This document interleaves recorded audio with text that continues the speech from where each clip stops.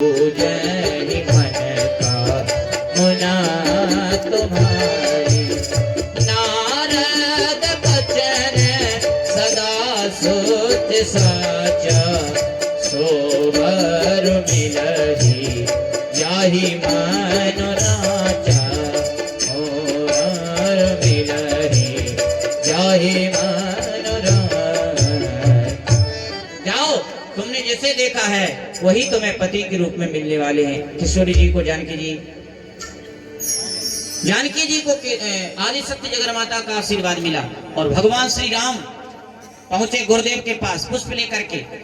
सुमन पाय मुनि पूजा की और राम लक्ष्मण दोनों से ही पूछने लगे, बेटा राम, बेटा लक्ष्मण, तुम गए थे फूल लेने के लिए, इतना विलंब कर दिया, आखिर कहां रह गए थे तुम?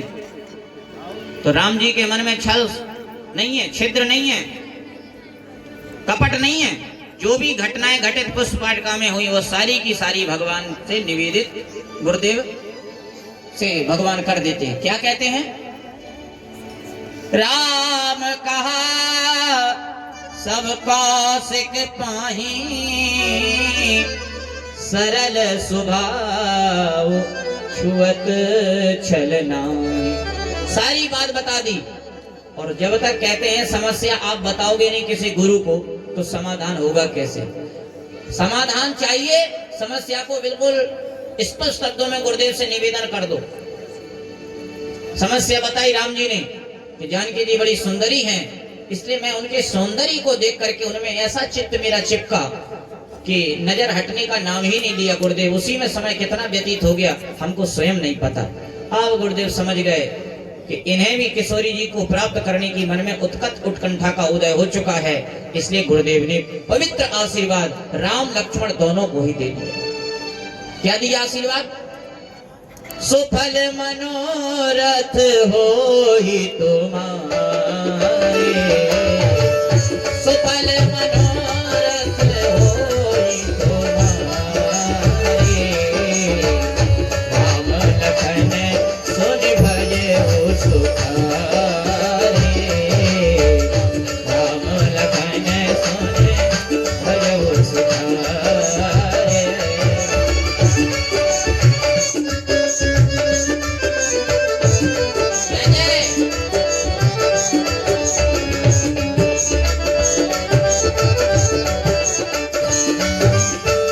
सुफल मनोरथ होहि तुम्हारे, सुफल मनोरथ होहि तुम्हारे, राम लखन सुन भजहु सुखारे, राम लखन सुनि भजहु सुखारे, सुफल मनोरथ होहि तुम्हारे, राम लखन सुनि भजहु सुखारे, राम लखन सुनि भजहु सुखारे।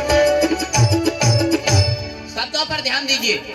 अकेले राम जी को अगर आशीर्वाद गुरु जी देते तो कहना चाहिए सुफल मनोरथ हो ही तुम्हारा। हे राम, तुम्हारा मनोरथ सुफल हो, पर तुम्हारा नहीं, तुम्हारे। तुम्हारा शब्द एक वचन का बोध कराता है और तुम्हारे शब्द अनेक वचन का बोध कराता है। एक वचन, द्विवचन और बहुवचन, ये विभक्तियां होती हैं। अब ये तो वही जानता होगा जो इस चीज को पढ़ता लिखता होगा। अब आजकल की पढ़ाई में और पहले की पढ़ाई में बहुत अंतर हो गया है भैया। पहले की जो पढ़ाई थी, सुन लीजिए आप लोग, आपके बड़े काम आने वाला है। इधर उधर दिमाग को मत भटकाइए, दिमाग तो पहले से ही बहुत ज्यादा चंचल है। 7 दिन 6 दिन जो मिलते हैं दिमाग को स्थिर करने के लिए, उसका सदुपयोग कीजिए। पहले की पढ़ाई में अब की पढ़ाई में क्या अंतर है भाई जी? पहले की पढ़ाई शुरू होती थी आ से और कहां तक पहुंचती थी? ज्ञा तक। आ से शुरू होती थी और ज्ञा तक पढ़ाई जाती थी। आ का और ज्ञा का मतलब समझ लीजिए। आ का मतलब होता है सृष्टि का आधार आ है। अगर आ नहीं तो सृष्टि का आधार नहीं। सृष्टि खड़बंडल में चली जाएगी, रसातल में चली जाएगी, पाताल में चली जाएगी, सृष्टि रुकेगी कहाँ? आधार है। और वो आधार कौन है? बोले शेषनाग आधार बने हुए। तो सृष्टि का आधार है आ, और इससे शुरू पढ़ाई होती थी, आधार से। और कहां तक ले जाती थी? ज्ञा तक, यानी कि हमको ज्ञानी बना करके छोड़ती थी। आधार से शुरू होके वो पढ़ाई ज्ञानी बना के हमको छोड़ती थी। और आजकल की पढ़ाई शुरू हो रही ए से, अब पहुंच कहां रही है? Z, A to Z. अब ए का और जेड का मतलब समझ लीजिए थोड़ा।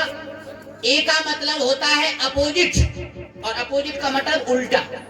जो पढ़ाई उल्टा से शुरू हो रही है और ले कहां जा रही है? जेड। जेड माने जेबरा, जेबरा माने मूर्ख। हाँ भाई, मैं कोई गलत नहीं बता रहा हूं, आप पढ़िए।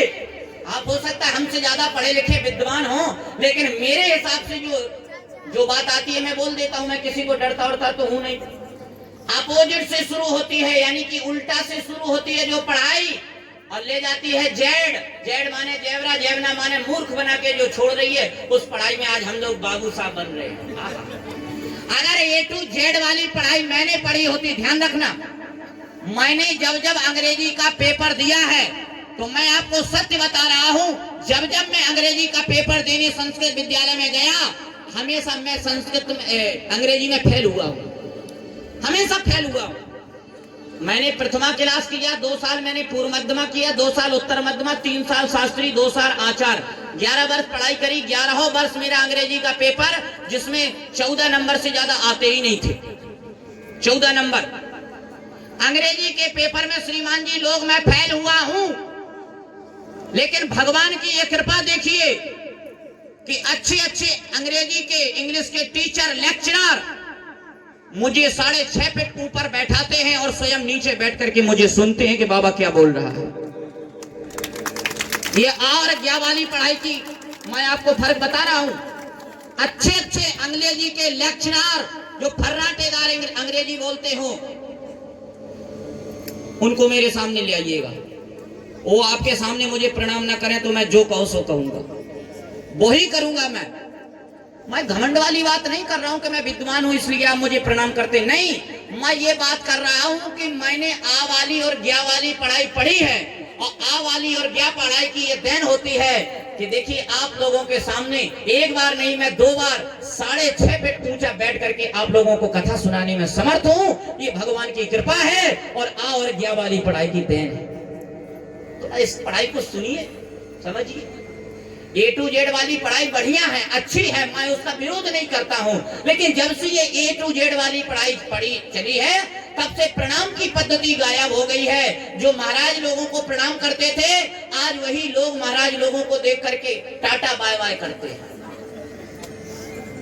हाँ भाई, ये ए टू जेड वाली पढ़ाई ने हमारे संस्कारों पे कुठाराघात किया है, और हम लोग ही करके उसको सुन रहे हैं। वाह वाह वाह।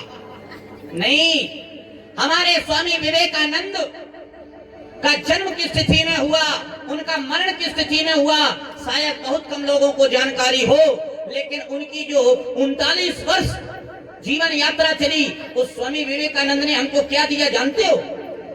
स्वामी विवेकानंद जिस समय शिकागो में गए, तो वहां के बच्चों ने स्वामी विवेकानंद से मजाक किया। आजकल भी संतों को देख के लोग मजाक कर रहे हैं। मैं स्टेशन पे जा रहा था, तो मुझे देख करके कई लोग, 4-6 लफंगा लोग स्टेशन पे घूमते ही रहते, भाई जिनको कोई काम नहीं रहता स्टेशन पे घूमते। 4-5 बच्चों ने, लफंगा लोगों ने मुझे देखा, तो मैं तिलक लगा के घूम रहा था स्टेशन पे, ट्रेन आने का समय हो रहा था। उन बच्चों ने मजाक उड़ाना शुरू कर दिया, बोले देखो ये 3 डंडा लगा के घूम रहा है। उनको मेरा तिलक 3 डंडे में दिख रहा था। तो दूसरा वाला व्यक्ति बोला नहीं नहीं महाराज लोगों से ऐसे नहीं बोला जाता। मैंने कहा ये कुछ समझाएगा, पर वो तो उनका भी गुरु निकला। वो बोला ये 3 डंडे नहीं है, तो बोले ये क्रिकेट के स्टंप हैं, स्टंप। बोलो अब मैं उसको क्या समझाता। तब तक तीसरा वाला उन्हीं में लफंगा आ गया, वो कहने लगा नहीं नहीं महाराज लोगों से ऐसी बात नहीं की जाती है। मैंने कहा ये कुछ अच्छा समझाएगा, पर वो तो उनका भी गुरु निकला। वो बोला नहीं नहीं ये तुम 3 डंडे का मतलब नहीं समझते हो। हमने कहा क्या मतलब? तो वो आपस में बात करने के कहने लगे महाराज अगर फर्स्ट क्वालिटी का होता तो 1 डंडा लगा के घूमता, महाराज अगर सेकंड क्वालिटी का होता तो 2 डंडे लगा के घूमता, ये तो थर्ड क्वालिटी का महात्मा लगता है 3 डंडे लगा के घूमता है। अब बताओ मैं उनको कैसे समझाऊं, उनको मैं क्या ज्ञान दूं? तो लोग मजाक कर रहे हैं आजकल। स्वामी विवेकानंद जिस समय वो गए शिकागो में, बच्चों ने मजाक किया और उनसे कहा स्वामी जी क्या आप मेरी पुस्तकालय देखेंगे? You do so you my library.